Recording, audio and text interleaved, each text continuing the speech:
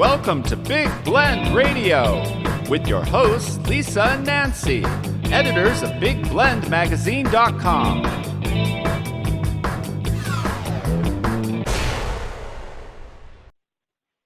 Welcome to Big Blend Radio with Nancy Reed and Lisa Smith. As you know, we're the mother-daughter travel team and publishers of two digital interactive magazines. We have Big Blend Radio and TV magazine, as well as Parks and Travel magazine. Now, Big Blend is our variety publication, and Parks and Travel obviously covers Parks and Travel, but it also covers our Love Your Parks tour, where Nancy and I are traveling full-time on our tour to document parks across America. And you can keep up with everything at BigBlendMagazines.com. But today's episode, we welcome back leading trust expert Lea Brovedani. She's one of our Big Blend experts, so we're really excited to have her on board with us. She's also known as the trust architect. She likes to give people blueprints. Last time I chatted with her, she was like, we're giving the world blueprints on trust. But, you know, our park tour is not just about going and documenting parks. Is about telling the stories of the communities, and a lot of our friends and partners have sent us on these Mission Possible story assignments. And Lea, I believe that's what you're doing here, and welcome back. Thank you. I always know that when I'm with the two of you, I'm going to have a great time and laugh a lot, and we're going to really delve into some interesting topics. I think we're going to have a good conversation again with you. We always have fun, and I think we're going to be blueprinting a map across the country, because apparently you're sending us on assignment now. So I am. I'm sending you on a mission of trust. Cool. Ooh. I know some places where we need to start, but I'll watch my mouth. It was immediate, you know, just like, oh, I know places I want to go knock on their door and say, you need to meet Lea. But this is the deal. So stories of trust. And so that means we can look at maybe the historical figures of a town and see what they did, or even companies, maybe, you know, how companies are started up. Yeah, absolutely. Places. And, you know, when you think about the history of America and how people migrated, how did people actually trust others and trust themselves to move? And some of the great explorers and how they had people follow them to get to the places that you get to travel to now. How did they develop that deep level of trust that they had to have? So I'm looking forward to hearing those stories.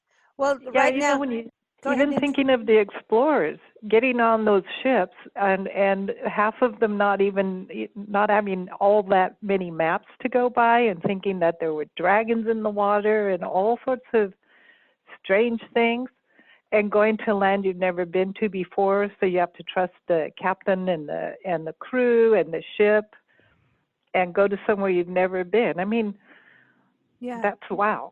Yeah. When you think of all of the different levels of trust that they had to have, not just with others, but with themselves, the confidence and the trust that they had to have within themselves to be able to do what they did. Yeah. And I think also it goes even when you think about in the military, you know, that trust level has to be there, that, you know, we are all on the same team. We're working together to do this and that. I hope you're not a spy.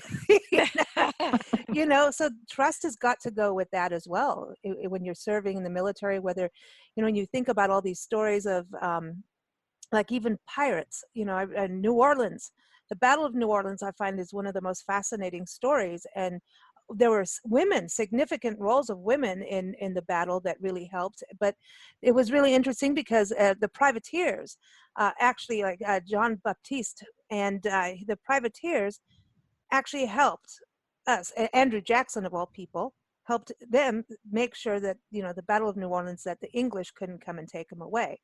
And they worked together, even though it was like, hello, you're a privateer. They didn't want to be called pirates back then. They wanted to be called privateers. Yeah, exactly. But they had to trust each other. And I find that really interesting, when you probably didn't like each other before, but somehow now you have to trust each other in actual bloodshed and death, you know? Yeah. Yes, and developing that level of trust. I think that one of the things we've talked about is all those stepping stones that you have to have in order to build that level of trust. And it comes from getting to know people too. I think that's why the people we've known for a long period of time, we develop those levels of trust because we know no one is perfect, but we get to know someone really well and we get to understand what their patterns are and, Yeah. have that opportunity to develop the trust. I do want to touch Nancy and I today. We are in Yuma, Arizona, which is we are at our headquarters here. We come back here to get our work done so that we can make our maps of our story maps. And that's the one thing this past year as we've been on the road, we've realized now that we map where all the different parks are, but now we're taking these stories, these Mission Possible stories, and creating maps. And now you're going to have a trust story map. I love it. It's going to be really cool so people can click on the different places we've been and different people will pop up from the past or whatever it is. You never know what it is. But here in Yuma, Arizona, when I think one of the greatest stories of trust, and I know listeners, you've heard us talk about this story so much, and it's something I'm kind of obsessed with, is this Juan Bautista de Anza expedition. And Juan Bautista de Anza was actually, he was like the governor, right, Nancy, at the Presidio? Right. He was the captain of the Presidio of Tubac, which is in southern Arizona, just south of Tucson. And he got sent on this mission to bring families from Mexico up through to Alta California, what was Alta California then. And this is all for the Spanish military to move into the area. And this is what actually he founded San Francisco. And he led 240 men, women, and children. They were on foot. Weren't they on foot, Nancy? Some were, mostly, yes. And Wow. yeah. And he led them all the way from Sonora, Mexico, all the way up to San Francisco. But he was able to do it because no one died except for one lady at childbirth, but that was at the very start of the expedition. It had nothing to do with the expedition. It was a natural occurrence. But he went and mapped the course first and met the different people he needed to meet along the way, including here in Yuma, Chief Yuma, and he's from the Quechan tribe. And so here in Yuma is where the lower, the easiest place to cross the lower Colorado River is here. Okay. And they helped him. I mean, what's amazing being here, you can see, images like the restaurant here, the Yuma Landing. You go out for breakfast and you have all these photos and historic sketches of what the river was like way back then. And at that time, there were river ships and captains and ships that were storing and delivering ice. And I mean, this history here, the Yuma Crossing National Heritage Area, is really, really deep. But you think about them, this is in 1776 through to 1777, or 1775 to 1776, excuse me, right when America was being founded. Here's the Spanish on this side. They're crossing over with the Indians, helping the Quechan Indians, helping them over. And it was because he created a friendship with them that he was able to get people through safely. And think about it, they're going through the desert, the Sonoran Desert. So, and from my perspective, one of the first tenets of trust is caring. People have to believe that you care about them deeply in order for them to trust you. And you look at what he did, and that he had that in spades. Exactly. And that, just taking the time to go meet with the Native Americans so that there would not be the drama other people explorers were going through. It's like, oh, we're just going to go out there and fight our way through. But he took a look at, wait, I've got women and children, I've got families here, and we're gonna make something really great up there, in the San Francisco area. So he's smart, and he builds trust all the way along on his first trip when he's mapping it out, and then again when he's bringing people through, just making sure that nobody was going off and doing silly things, and shooting animals where they were asked not to, and things like that, Perfect. So he got them to make a commitment, which is another one of the tenets. See? Okay. Yeah, great story of trust. Wow. So you have to make the commitment, then go. But there's also that preparation, but there was also bravery times. He was in the military. And one of the places just outside Tucson we used to go to, it's a beautiful park. we need to go back there, Nancy. You know, our little park, it's called the Christopher Columbus Park. So a lot of people don't like that park name. So but that's what it's called. And this is part of where they actually camped one night, and they had Father Font with them. And Father Font was like, Padre Kino, very well respected and a lot, nicer to the Indians than some of the other fathers at that time. So I don't want to get in trouble, but you go read the history, go to the museums, you'll see what I'm talking about. So the Indians already knew, and Father Kino did a lot of work on that, but they camped there, and somebody tried to steal their horses, and Juan Bautista turned around and was like, told one of his men to go get the guy, and I think he hanged him or something. He killed the guy. He was like, "You're not going to steal from me. That's it. You're out." And I'm not into all that, but the fact was, I think he had to stand up and use some bravery and make those split decisions. Otherwise, you would lose trust of your people if you didn't stand in command. So there's something about having to be strong in those points and decisive, I think, for trust if you're leading a group of people. And competence is one of the other ones. So we've got all of the combinations. There's caring, there's the commitment that they had, and then his competence as a leader, being able to stand and actually have them listen to him. And obviously communication, because communication, if you're really getting involved in communication, you have to be able to communicate a vision, and it sounds like he was able to do that as well. Speaking of, go ahead, Nancy. I was just going to say his own background. His father was killed by the Apache doing the same thing that he decided he was not going to follow in his father's footsteps and find the overland route, and make it happen from Mexico to Alta California. So, I mean, he also had that inspiration from way back when he was a child, that he wanted to fulfill the dreams of his father. Has something to do with this too. Oh, cool. Yeah.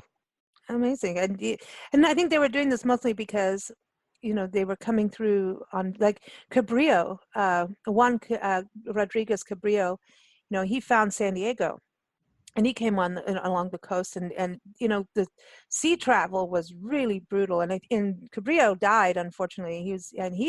He was amazing. He was like one of the first newspapermen way back when in the 1600s for Spain. It's like his history is really cool. But so when you think about this communication and commitment part, one thing we've noticed as we travel, we're finding out how are these towns founded. And one thing we found is the documentation. It seems like people wanted to there's all these utopian societies that were created, and hey, we want this kind of society where people were looking at, we want more education, we want more of these things. But this is way back when.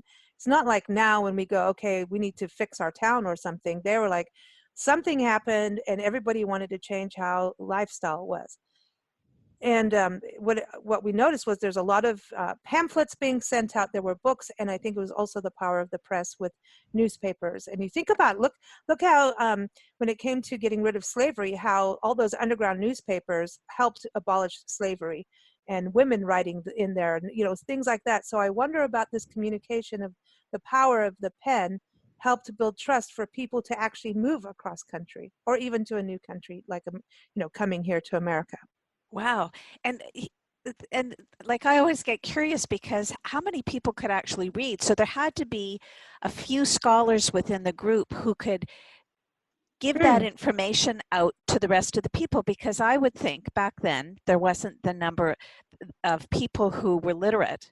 So you had to have people who were willing to be the storytellers and could read that, and so all along there had to have been a network of people that he could rally for his cause, wouldn't you think? Yeah, I think so. Yeah. And you'd have to trust whoever's reading to you. You had to trust them that they're telling the truth. I always wonder about that. If you're a person that maybe you're blind, right? You go out and someone's helping you dress in clothes. I always wonder, like, you're going to have to trust that person to not send you out in a Halloween costume. You know what I mean? Yeah, Whoever's helping you. yeah, yeah. One of my really Funny. close friends is blind, and she said it does take a while to get to a point where you can completely trust somebody, because you're never you you have to be able to trust that they have your best interests at heart. Mm. So yeah, absolutely. And the same Wow. thing, if you can't read, how can you know whether or not the person is reading what Mhm. is actually on there? Mm. Yeah. You know what I Wow. like about what we're doing with you and doing this, mapping trust across America. I like that. We're mapping trust. It's like, I and we're love it. I know it's going to be a lot of history, but we're probably going to find new things too. Because it could be an athlete, for example, and had to really trust the coach to push them through to their highest ability. So I think there's also a lot of stories of motivation that come from trust. But when you look at the history, you know, a lot of history was formed out of uncertain times or times that out of necessity. And your latest book is Trust Me, Restore Belief and Confidence in an Uncertain World. So everyone, Amazon, of course, all those great places, but you could go to Lee's website, leabrovedani.com, and that's LeaBrovedani.com, or go to our website, blendradioandtv.com. You'll see her there in our expert department. But you said, trust me, restore belief. Like, trust me, when someone says trust me, we talked about that before. You're Yeah. like, uh-oh, you should be, trust comes from actions, communication, but restore belief and confidence in an uncertain world. That's something that's, I think, doesn't taking action help restore belief? You have to do something instead of sitting back. Yes, and you have to, there has to be, consistency, just not in the things that you're able to do good, like do well again and again and again. It also has to be the consistency between your words and deeds, so that if you tell me that you're going to do something, you have to follow up with the action. If you tell Absolutely. me that this is what's going to happen, then it has to happen, because I think all of us have experienced what it's like when someone Mm-hmm. tells us they're going to do it and then don't follow through. And, Yeah. we've either had kids or been a kid. We know what it's like, that if someone tells you that you're going to be able to do something, my kids called it a promise. So if I said we're going to the playground later, it wasn't just a casual comment, it was a promise. And I think we forget that, Mm. that when it comes out of our mouth and we tell people we're going to do something, we've made a promise. Mm. And one of the friends that I used to have from Holland, I always remember her telling the children, you must make your promises true. And I loved the way she said it. But Mm. it was, you must make your promises true. And it kind of sticks with me when I think of consistency. Mm. And this is something I find very important right now. Now, when you think about what we're doing, going to parks, and a lot of, our tour started as Spirit of America, national park units. And it was all, then we realized all parks matter, that we were documenting all the kinds of parks anyway. And, we realized that a pocket park in a community, and especially an urban community, that little pocket park can bring such joy to a child. Oh, yeah. It's such an important thing, maybe for birds to nest. It could be anything. And, then we realized, okay, all of this is important. But we also learned about managements of parks, how parks were formed. We've done numerous shows about getting people to sign petitions to form parks, like Stonewall in New York. It's really, Stonewall's important because Stonewall really was about the gay community and saying, hey, we need to respect and honor and not harm. And so there's all these things that happen. And so when you fight for a park, especially when it's on the federal level, trust is that once we've gotten this park, we need to protect it. And so I feel like that is an ongoing fight of the public wanting to maintain what the promise is. The promise is that these parks are for the people. So even though we've, gotten the park to that status, there's this trust, but you can't close your eyes and just hope the trust stays there. I think the trust stories also have to be of us making sure that those places stay there. So you know what I'm saying? That trust is, Absolutely. Yeah. we can't always tell the positive stories. You know, you look at things like Grand Canyon always in trouble because not the Grand Canyon in trouble, but the land itself is in threat a lot of times for uranium mining and things like that. So I look at it in this way of we, you know, if a park is a place for us and it's a public space, we, the people, need to take ownership of those parks, and we need to take care. We need to make sure. We need to be the trust agents and not just hope that they'll stay there. Yeah. And I think that if everybody just spent some time in a park, they'd understand why it's so important for the health. You know, you hear all of the things about the health of the planet, but I'm not, let's get even a little bit narrower, for the health of our minds and our spirits. Mm-hmm, for sure. And I know that if I haven't spent any time outside, it has a huge impact on me. So the parks are really important because it keeps us connected to the earth. And now I'm sounding like I need to put on my little hippie beads and, you know. Oh, I'll join you. Let's go hug a tree. Yeah, cool. That's good with it. Hey, listen, and you can have champagne in park. So, you know, and that's what we do. Yeah. So it's well-rounded. Like we have to. It's all good in the hood, you know, but but I'm saying that there is that kind of story too. I see so many stories when we think about trust, right, Nancy? I mean, there's even the trust as travelers. We trust that what you say on your website about your hotel is true. We trust that when you say your downtown will be open at this time, that you will be That open. it will be. And so I think it also goes on the, you've got to come on our Tourism Excellence shows, Lee, because there's that whole point. It's like, to be successful, you talked about commitment and consistency, and I think it's so strong in the world of responsible tourism. Responsible is not just being sustainable and eco-friendly. You need to be responsible to those who you say if your store is going to be open, you need to stay open even if only one person comes in that day. You know, there's there's something there, and you can make a big change and say, okay, I've done this for, you know, a year and it's not happening. But if you got two, well, maybe it just takes time. But before, you cannot pull the rug underneath out of your potential clients or clients' feet or visitors when they come in. That's like saying, okay, come over to my house for a weekend, you know, come stay with me. And you knock on the door and your friend's forgotten. There's no one home. They're not there. They're not home. It's happened. It's happened. They saw you coming and they ducked. Yeah, there you right. go. You hope that's not true. It has actually happened to us on the tour of arriving in a place that we were all checked in and everything, and the people weren't there. And it was like 10 at night, and like no one was. They were like, whoa. Everything was dark, and so yeah, we managed to get a hotel room, and we called the visitor bureau lady, and she's like, "Are you kidding me? This happened?" I'm like, "Yeah, and it's happened. It happens." So. Yeah. I'm just saying the trust stories are going to get really interesting. Yeah, you know, and I think because we're all travelers, we've all gone to those places that, you know, what you just mentioned.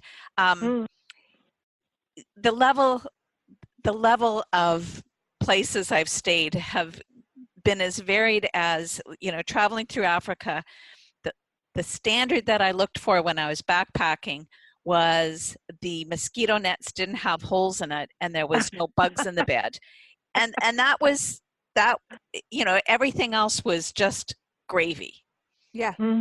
So I've gone from that to staying at, you know, 5-star places. But I was always okay as long as, like you said, I knew what to expect. Right. Yeah. So. And trust is also, you know, travel and trust go hand in hand in as an individual is learning to trust yourself, because you're getting in and out of comfort zones all the time. Yeah. Like routine goes out the window. Like our routine is no routine. You know, our shows air on specific days and things, like we have to do our social media, we have to do certain things, but there's no real routine in travel. It doesn't work that way. And so it's like you almost thrive on change when you're out. And I think that part of it is that you have to learn to trust yourself to be able to handle that or any situation that arises in travel. Yeah, exactly. Ooh, this is good stuff, Lee. We're going to have a good time. We're going to be calling you with all kinds of crazy stories. But I think I'm looking forward to it. You know, the whole thing about change, we keep hearing that, Mhm. um, what is it? What we can expect is constant change and everything. And I think what people are hesitant and what they resist, change isn't what they resist. It's disappointment, and it's being like surprised with unwanted information. Like, change is fine as long as I know what to expect. It's when you are given all of these things and you're disappointed and you're not Mm. kept apprised and someone doesn't communicate it.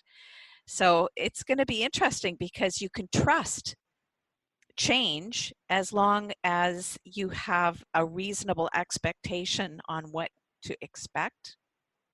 Does that make Reasonable. sense? Yeah, but reasonable expectation, because if yeah, you've got to be reasonable. That's Yeah. there it is. That's where it all goes right back to is, yeah, reasonable. And Well, no one's perfect. And well, sometimes somebody can tell you, this is how it's going to be, and you want it to be something a little different. So the person's saying, this is how it's going to be, but maybe you're like, no, it's going to be this way. Yeah. So then you find out, oopsie, Mhm. it's not. You kind of colored what the person was saying to make it more like what you want. So then when whatever happens, then you're kind of let down because you weren't really listening or getting what the other person was saying. It's going to be this way. Yeah. So I'm sure, Juan Batista didn't stand before all these families and say, this is going to be the safest thing you ever done and nobody's going to get hurt and this is just going to be one big party. He probably stood there in front of them and said, you need to make sure that you do this, this, and this. Like, don't wander off by yourself. And listen and follow my commands, like in the military, it's like, do what I say, because you Mhm. can't just have everybody do whatever they think is right. So there's that responsibility in there. Mm. Yeah. And there's a huge variance. I think we've all experienced when someone says it's a rustic cabin. Yes. Yes. There's going to be, Or yeah, cozy. Cozy means cozy, really, really tiny. rustic Exactly. cabin. And when you see photos of, especially like for wherever you're going to stay, like a cozy cabin, and everything's done with a fisheye lens, Yeah. the fisheye lens is a dead giveaway. But that's the thing. I'm always, even when we're photographing, I want people to see what it is, and sometimes I get frustrated because like urban life is encroaching into nature. And Yeah. we just interviewed Harun Mehmedovic, one of the top photographers, I'm going to say, in the world. Goes around and he's got his project, Sky Globe Project, and he photographs the night skies and to show people light pollution and what we're Oh, doing. wow. So we could really sit. I was like, well, I'm photographing as we go, and I'm seeing more and more smog, dirt in the air. Oh, wow. You can't, like chemtrails or airplane tailing, you know what I mean? All of Yeah. that. So you can't really always get that beautiful blue sky that you want because humans have taken that out. And at the same time, or there's, telephone lines and electric power lines. And, and obviously we had to have these at one point in life. So I'm not, saying, that was all wrong. But I mean, we are changing. We must change how we handle the earth. And it's just really interesting talking to him about that because I'm always photographing, trying to not show that.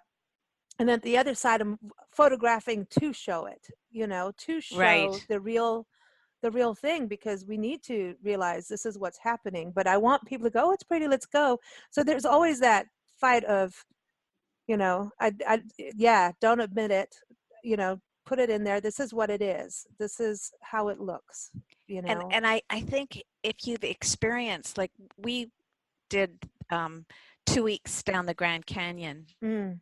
and when you're in the middle of the Grand Canyon and there's absolutely nothing, like you can't use a phone or a computer because there's nothing, and there's no light pollution, or I don't think there is, because you're, and you, you can't believe the beauty of the night sky until you've actually experienced that. You don't realize what you're missing until you're out in the middle of nowhere and you look up, and it's amazing, because you don't realize what you can't see when you live in the city. And it's the same thing if you've ever taken a ship and you're far out into sea and you don't realize how quiet it is until you start approaching a city, and then all of a sudden, at one point, it sounds like a roar, and it's the sound of the city. And then as you get closer, you get enveloped in it, and so you can no longer hear it. Yeah, exactly. Well, you lived in India. Wasn't that loud? Oh my gosh. We've interviewed travel writers, and they're like, they go into like a 48-hour shock when they first get there and their first experience. When we first moved there, I remember Skyping my daughter. My kids were in Canada, and they were out of the house by then.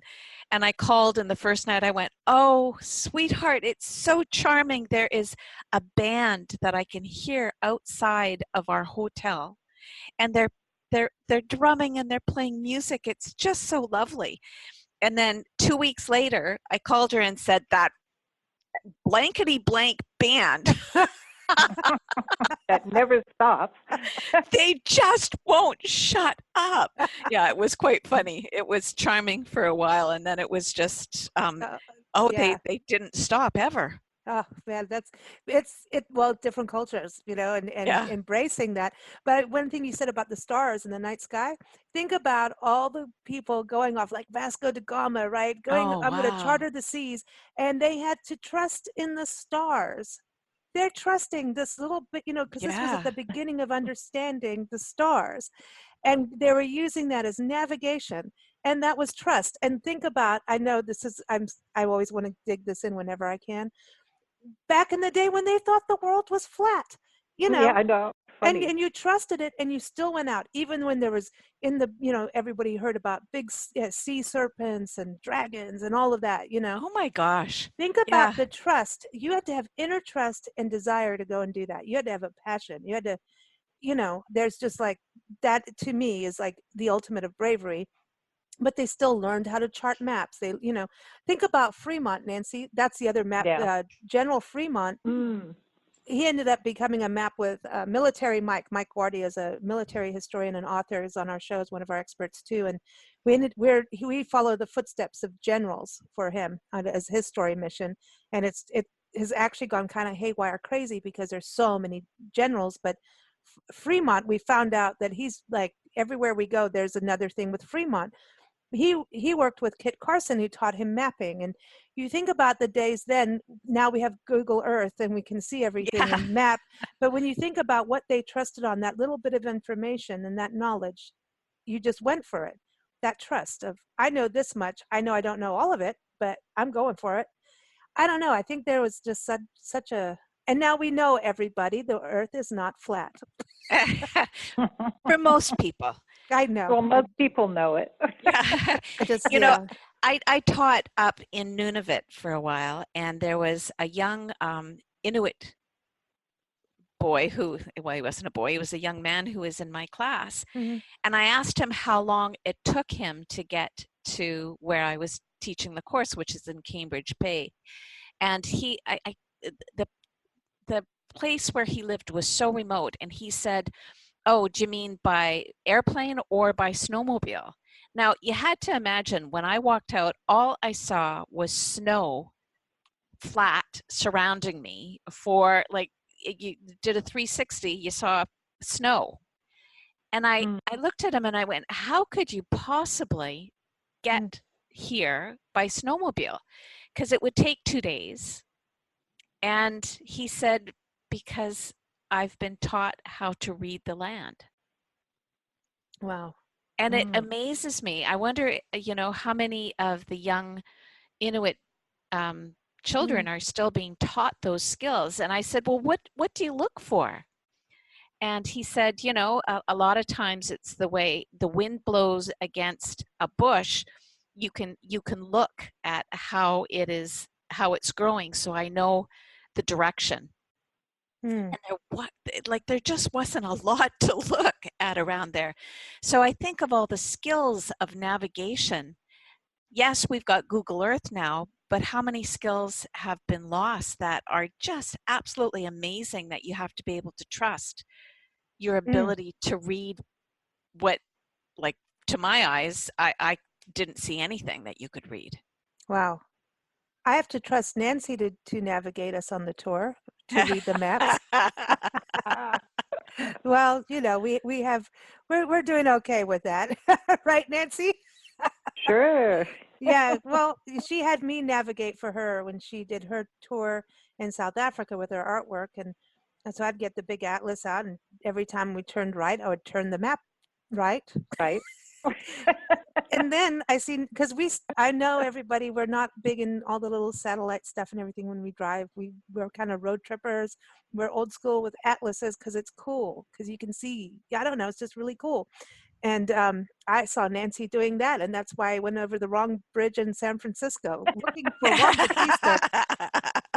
Ended up in, I got to have driving lessons for San Francisco, but it's all good. But so excited about this, Lee. Thank you so much for sending us on this Mission Possible story series. I can't wait to hear your stories. This is going to be cool. We're going to be mapping trust across America. How about that? I think that's a novel thing, and I think we need some good, positive trust stories right now, that to remember that we can do this. Absolutely. We can come together on things. Everybody, again, Lee's latest book is Trust Me, Restore Belief and Confidence in an Uncertain World. Again, you can get it on Amazon. You can also go to her website, LeaBrovedani.com.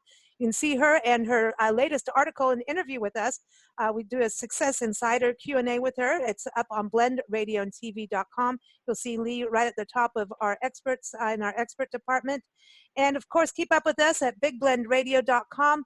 And for our Love Your Parks tour, go to nationalparktraveling.com. You'll see our Mission Possible story series. We've got public art, wine, we've got generals, trust, stories of excellence, stories of change. I mean, it's all kinds of stories that we're documenting. And middle of January 2020, you'll be able to see our new photo journal book featuring stories from 2019 of our Love Your Parks tour. So thank you all for joining us. Thank you, Lee. We always love to play music. This is, you said Stepping Stones, you know it. We've got to play Stepping Stones for you now. This is from another world traveler. She's an amazing, amazing woman, Kimia Penton. And it's off of her album, Where the Rain Falls. This is called Stepping Stones, and you can keep up with Kimia at KimiaPmusic.com. Thanks so much, Lee. Thank you.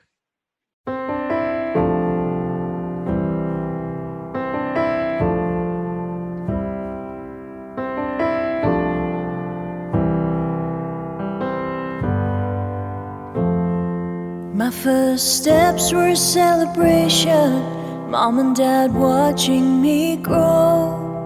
With every orbit of the sun, there's much more I got to know. As the seasons changed and I was fully grown, I was molded and made by the love they sowed. Mom and Dad's story didn't always make sense. They came from a different time with different pains, but the courage that I stand on is the example that they gave. My first stepping stones were the lives they led.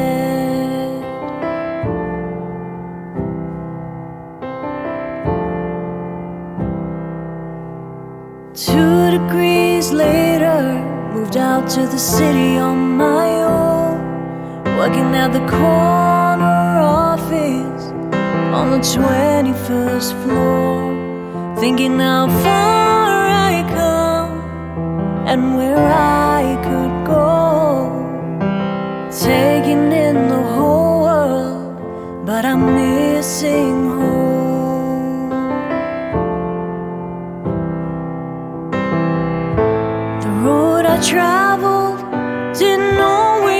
make sense. I wish for a different time, a better place. If I was building bridges, if I built a fence, Mom and Dad's wisdom was my one defense.